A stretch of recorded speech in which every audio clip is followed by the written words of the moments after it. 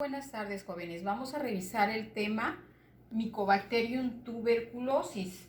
Mycobacterium tuberculosis es un bacilo el cual se aprecia en esta fotografía de color rojo y es una forma alargada como exactamente son los bacilos, ¿sí? Y los que están alrededor son polimorfonucleares. Realmente esta es una fotografía de la manera en que se observa una baciloscopía positiva. Las características del microorganismo son las siguientes. Son bacilos inmóviles, también son aerobios, no esporulados y pertenecen al género de Mycobacterium.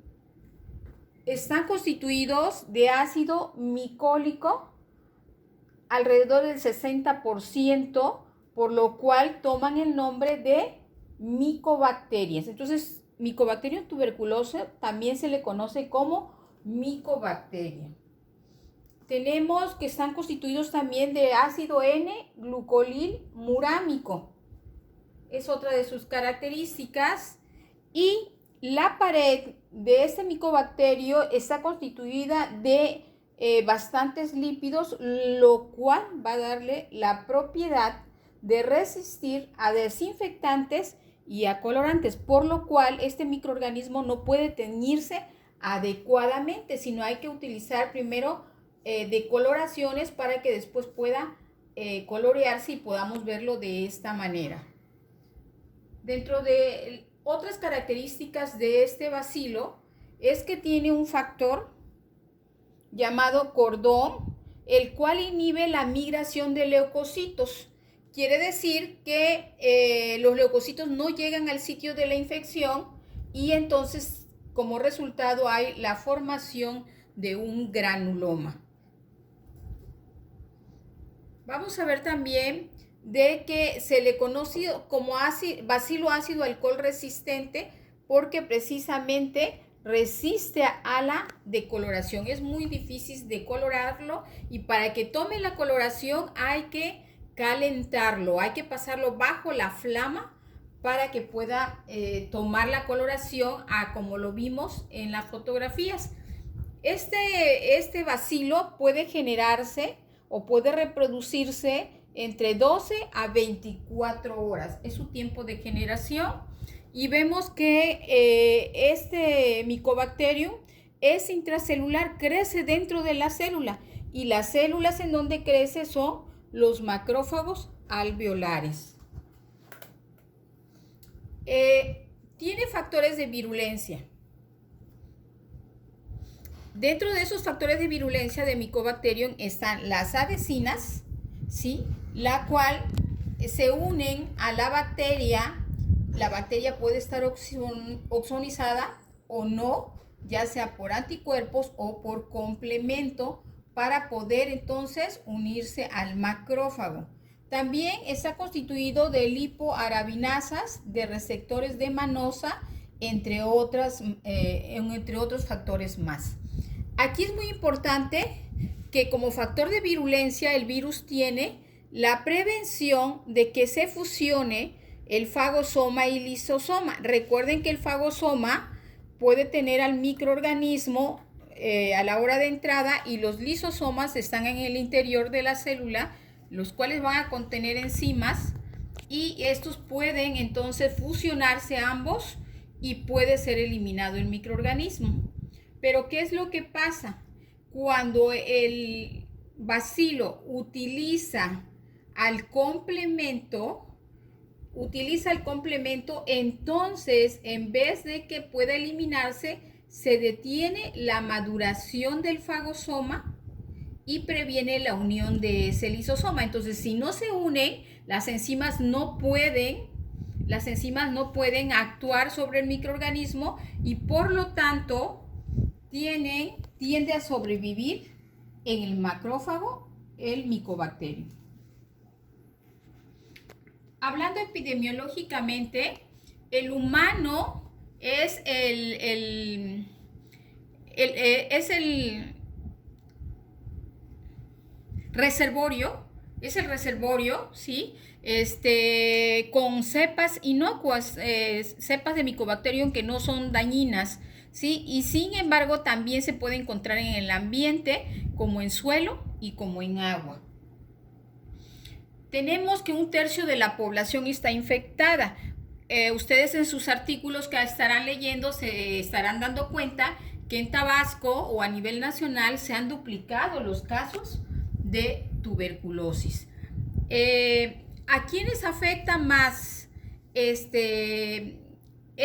la tuberculosis? Pues afecta más a los pacientes que tienen el síndrome de inmunodeficiencia adquirida y a algunos pacientes que sean inmunodeprimidos. En este caso pueden ser pacientes con cáncer también, ¿sí? Al grupo de alcohólicos, adictos a drogas y a marginados o hacinados son grupos vulnerables para ser susceptibles de la infección por tuberculosis causada por Mycobacterium tuberculosis. ¿Cuál es su puerta de entrada y cuál es su puerta de salida? La puerta de entrada es por inhalación, ¿sí? Y el vehículo son los aerosoles o secreciones con partículas infecciosas que el individuo infectado, puede desechar y puede llegar a contaminar a otro individuo o a varios individuos a su vez. Tenemos también que la literatura menciona la transmisión indirecta.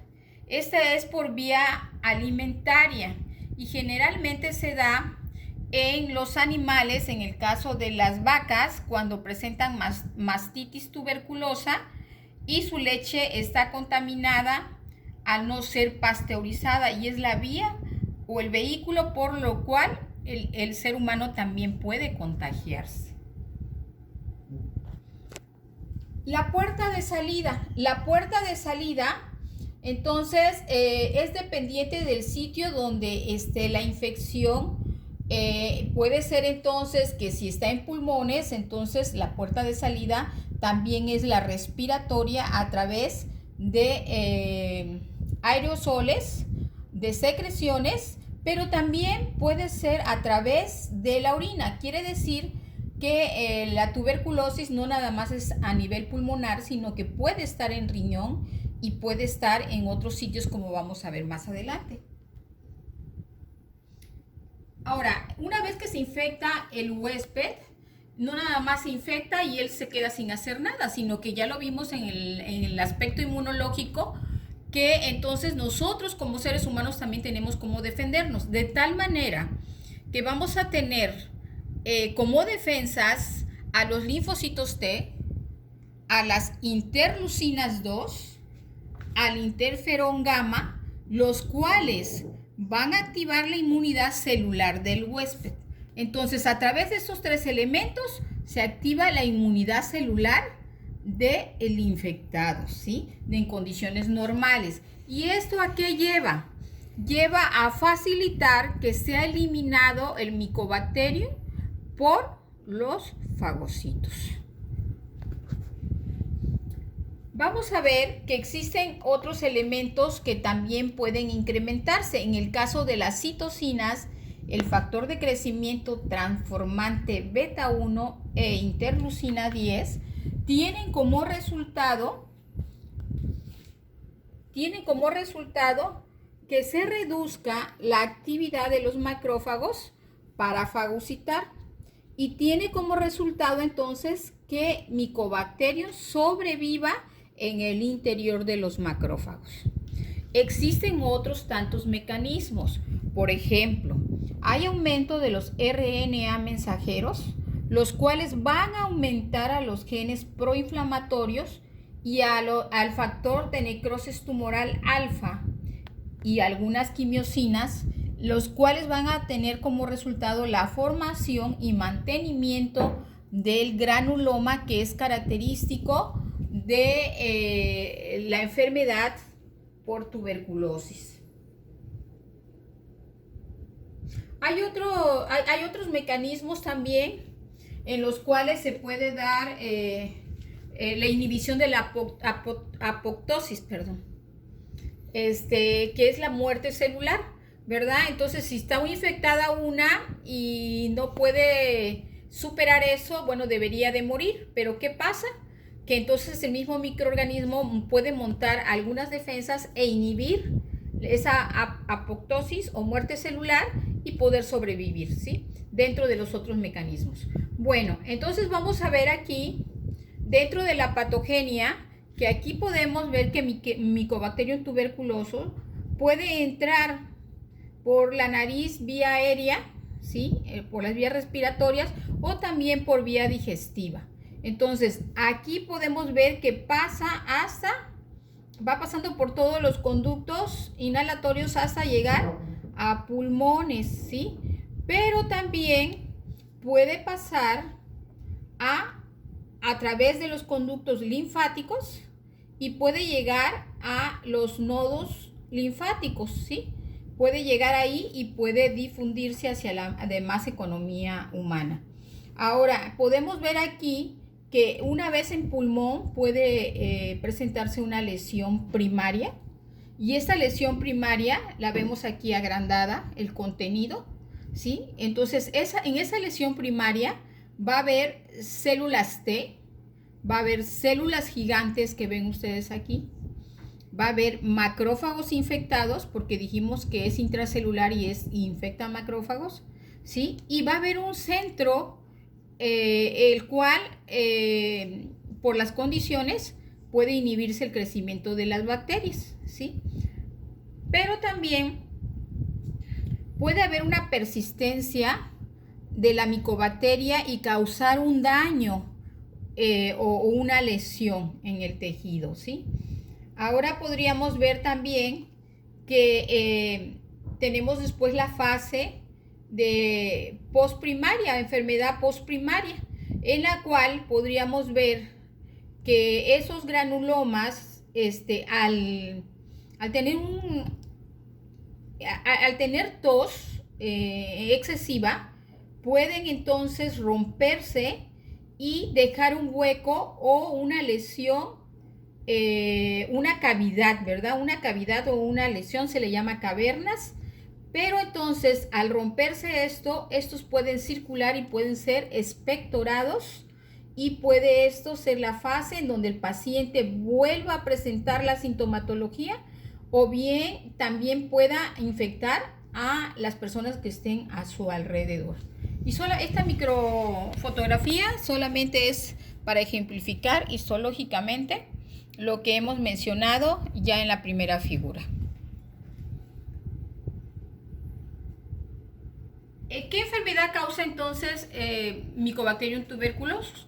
Pues causa la tuberculosis, que es una enfermedad infecciosa y que afecta principalmente a pulmón. Entonces, cuando afecta a pulmón, se constituye como una infección primaria.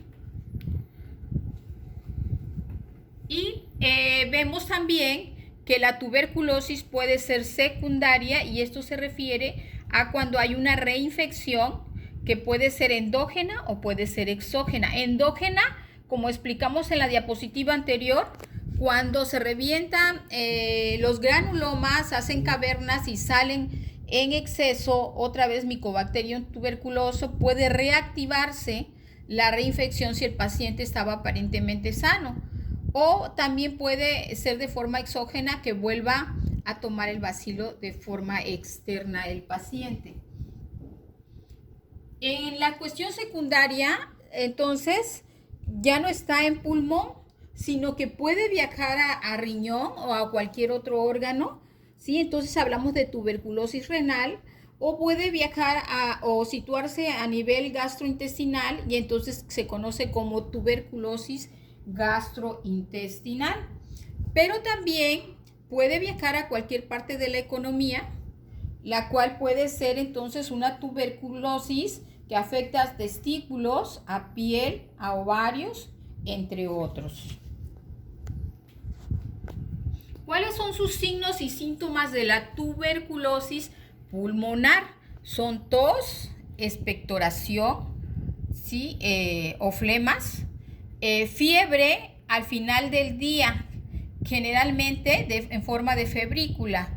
Existe sudoración que se da también por las noches, en su mayoría entonces nocturna.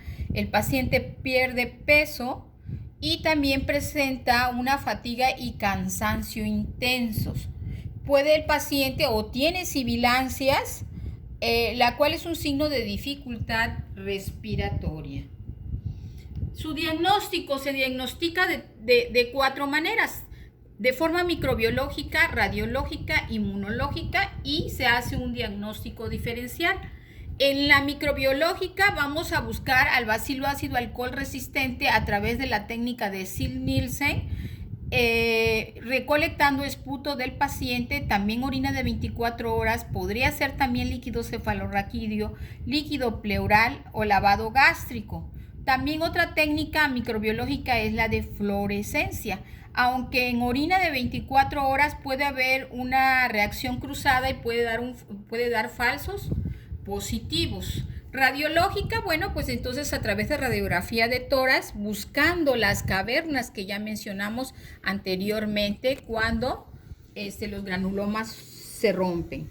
Inmunológica, vamos a ver que la respuesta inmunológica celular se utiliza el PPD, que significa derivado proteico purificado de Mycobacterium tuberculosis. Es una prueba que se aplica a los pacientes para ver si han estado en contacto con el microorganismo y se espera que exista una respuesta de más de 10 milímetros de diámetro con una induración entre 2 y 72 horas para dar un resultado como positivo. Pero también la prueba últimamente se reporta que puede tener falsos positivos por resultados cruzados, ¿sí?